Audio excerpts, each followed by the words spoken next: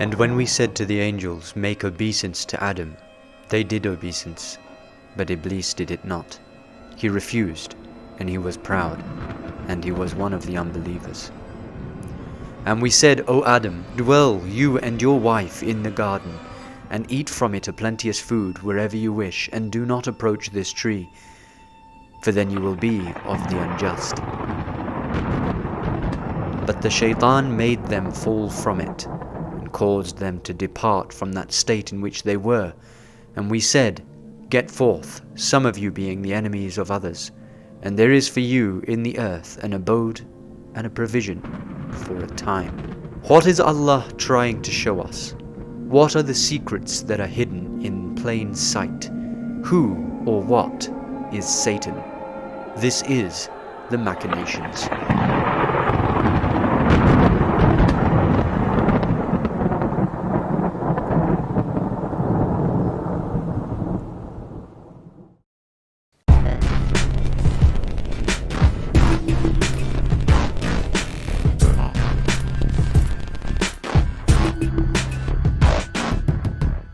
Do you believe in evil? If you do, then think, what shape would evil take in the world today? Would it be invisible or visible? Would it be apparent for all to recognize, or would it be hidden in plain sight? The Holy Quran warns humanity, do not worship Satan. What do you think this means? Think about the people in your life, your friends, your family, your work colleagues, your boss. If they witnessed evil, would they recognize it? If they saw the Satan, do you think they would identify him? Hello. Who are you? An angel. What's your name? Satan. Or would they seek to deny its very existence? This series will take you on a journey of discovery. It will awaken you to some of the biggest secrets of the world in which you live, and it will remove the covers that have kept you blind. Some things may scare you, some things may astonish you, some things you will wish were not true. And I'm here to reassure you. I'm not doing this to frighten you. I'm not doing this because I want you to cower.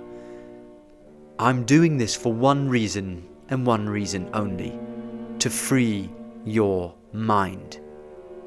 And I assure you, if you listen and walk on the straight path, you will come out of this stronger, braver, and more powerful than you could ever have imagined. But I can only show you the door. You are the one who has to walk through it. Let me tell you why you're here. You're here because you know something. What you know you can't explain, but you feel it. You felt it your entire life, that there's something wrong with the world. You don't know what it is, but it's there, like a splinter in your mind, driving you mad. It is this feeling that has brought you to me. The first thing you must know is that your enemy, the Satan, is not a figment of your imagination. He is not an apparition. He is not a fictional thing of legend or of fantasy. Nor is he simply your nafs, your carnal lower desire. I wish it were that simple. Rather, he uses your lower desires as a weapon to enslave you. He is Iblis, a Jinn. He is alive, and he is very much real. And just as other humans and jinns walk upon this very earth, he too walks. He too talks. He has made a plan to enslave your mind and to keep you in the dark. The discussion about what a jinn actually is a lengthy one, which inshallah we will discuss in the future. But for now it suffices to say, humans are made out of clay, jinns of fire. Clay is something material, physical, tangible. it's much easier and clearer to understand it, since we are made of that very physical substance. If jinns are made out of fire, that means that they are semi-physical, just as fire. If you try to imagine what that potentially means, you'll be one step closer to understanding the reality of jinns and Iblis himself, the Satan. For now, what's important is for us to recognize that just as other humans and jinns travel upon this earth, he too travels. Satan too talks. He has made a plan to enslave your mind and to keep you in the dark. The Holy Quran states, Iblis said, Lord, because you have caused me to go astray, I shall make earthly things attractive to people and mislead all of them. The ultimate goal of Satan is to make you suffer, and he will stop at nothing to make you suffer in the hereafter or today, now, in this world. And so he whispers and makes the things of this world attractive to you.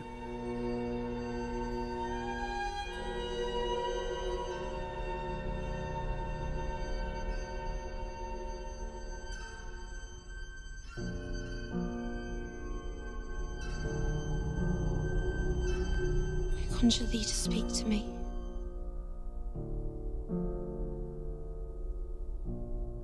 Speak as thou dost speak to Jonas and Mercy.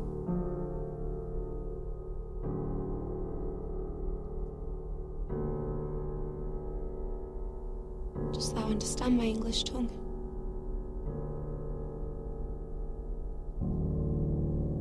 Answer me.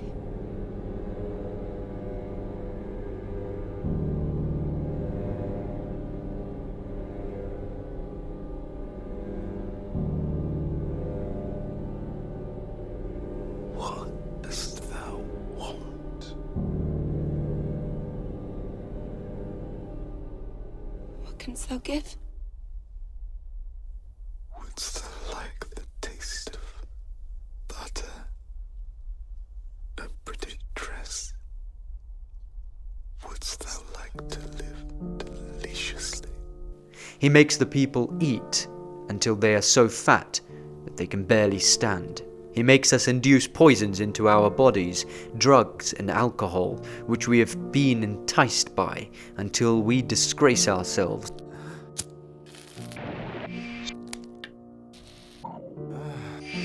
He makes us chase after an unattainable measure of wealth, which neither satisfies us nor gives us happiness until we die, having left behind nothing but a legacy of greed. Like shipwrecked men turning to seawater because of uncontrollable thirst, we drink and drink until we die. He engages us constantly in amusements, in sports, in chasing after celebrity culture, makes us addicted to video games, all so that we neglect the things which matter most. And once our families and loved ones have left and gone far away, we wallow in our own solitude and are trapped. Now, the only comfort we find is to turn back to the pleasures of the flesh, which lost us all things in the first place.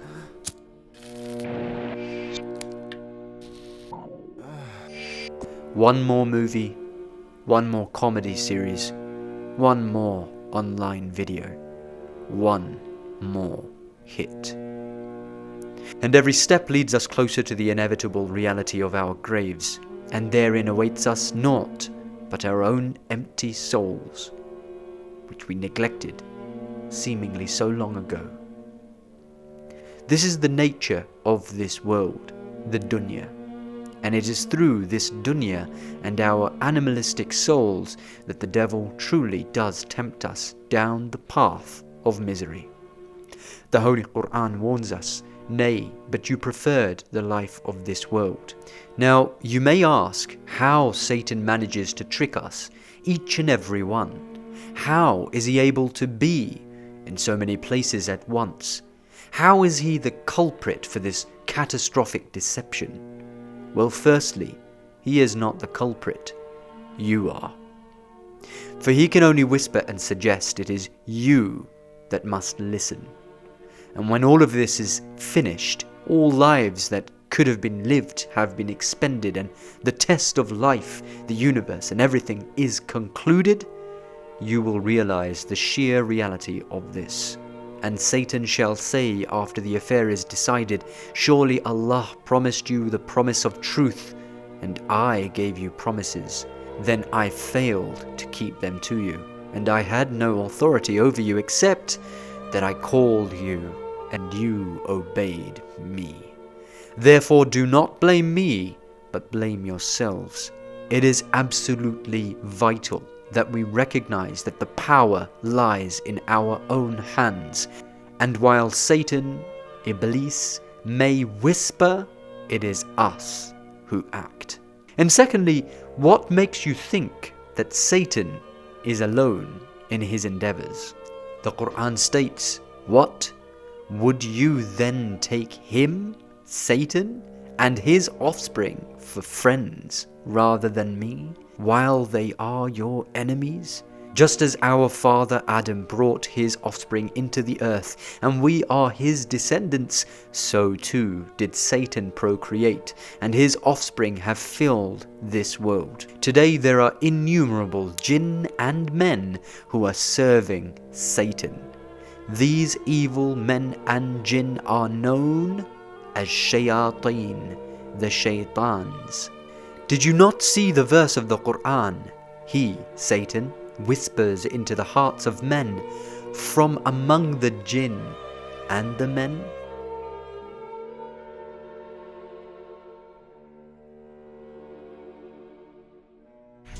Knock, knock, let the devil in, malevolent as I've ever been. Head is spinning, this medicine screaming, medicine. You should know that every time a voice suggests to you to commit sin, it is the voice of Satan. Every time an acquaintance whispers to you about someone else, making you hate them, backbiting them, it is the whisper of Satan. Every time somebody makes you afraid of serving the cause of Allah, somebody makes you depressed, feel alone, dark, and drags you towards the Dunya, you should know that these are, knowingly or unknowingly, those who have fallen for the trap of Satan and are working for the satanic agenda. Now look and see. Recognize that your mind has been infiltrated by messages which do not originally belong to you or to God. Rather, these are the messages of Satan and his allies.